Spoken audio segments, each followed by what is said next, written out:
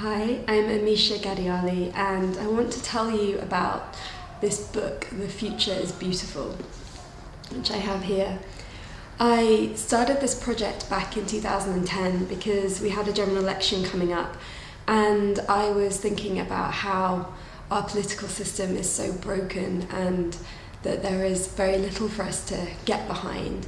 And we need a new kind of politics that is more connected to our everyday and the impact that each one of us can have in our daily lives through connecting to a vision of the world that we want to live in, of the future that we choose for the world, and actually living it and inspiring other people to create it with us in our everyday life, in our local communities, and through our online access and power.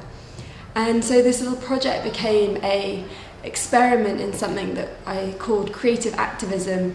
We did all these little creative projects, getting people to think about what this idea of a vote really is. And we did a t-shirt design competition, we did this refashioning of the t-shirts, we did a poetry competition, we did this beautiful illustration project where lots of different illustrators illustrated other people's visions of the future, and many more creative projects. We built a ballot box and we took it around many different places throughout that year, asking people to vote with their vision of the future instead of supporting a political party and putting our faith in the party or the leader of the party to create our vision of the future that we choose in the world. The idea was that we can do it ourselves, and that we are doing it ourselves. And then one day, this year, I woke up and just decided that this project needed to be rebirthed with a new name. The original book in 2012, which covered 2 years of this project, was called The Future We Choose, and it was kind of like a manifesto launched at the Rio Plus 20 at the climate talks, and I gave it to a number of politicians and did a TEDx talk on it and got it out and about, but something in it wasn't quite right for me, and after it was laid semi-dormant for a while, I just woke up one day this year and I was like, this needs to come back out, and it needs a new name that is fit for the power that we all have to create the future that we choose. And so the new name of the book became The Future is Beautiful. And I didn't know all the crazy things that were going to happen in 2016, politics, Brexit, Trump, all of the most incredible musicians dying, all of these strange things that 2016 has brought into our world. But all of that has really brought home the message even deeper that we all need to rise up and we all need to be connected to our own personal visions and doing what we can in our daily lives, and even upping that outside of our daily lives, our daily routines, to trying to make a difference and build something as much as we can, that we can't just leave it to the political powers or the corporations to look after us, to look after our future, because it's not necessarily in their best interests to create the kind of world that we might want to live in. And as I did this project and as I interviewed thousands of people, there's 200 contributors in the book, but the project led to interactions with thousands, and there are very similar values that we all have. We want to leave something beautiful for our children and our grandchildren, and that is what this project is really about.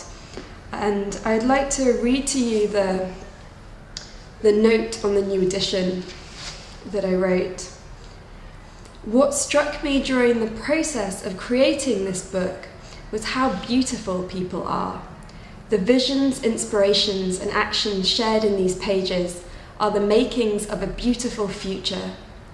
The future is beautiful because the human spirit is beautiful. Despite the challenges we face as a global community, or the pressures that we meet in our daily lives, when we stop and dare to dream, to ask ourselves the big questions, and to share what we are already doing, we create the future that we wish to wake up for. Our time here is precious. It's easy to forget. When we connect to our hearts and minds and what unites us, our innate goodness and beauty, we find so much possibility, so much opportunity. This is the revolution. It's happening right now. It's to be found in the day-to-day moments of our lives. When we encounter it, we feel more alive.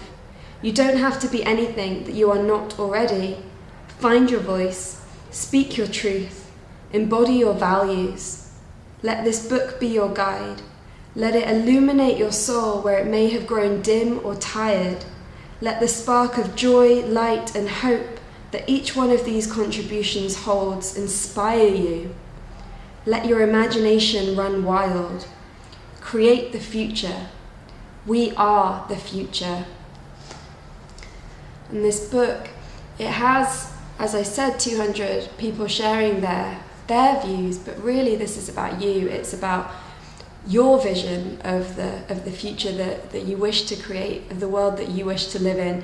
And part of the book is actually an interview that you can do yourself, where you can take that time out to consider what that is. And I've recorded a visualization that you can do to get there, and that is downloaded with the ebook, which is completely free.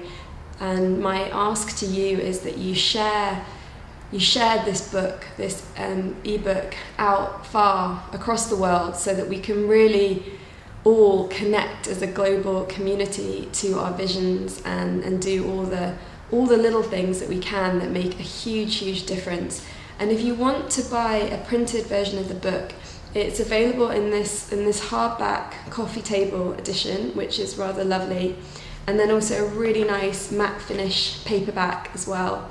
And all of that information is at thefutureisbeautiful.co.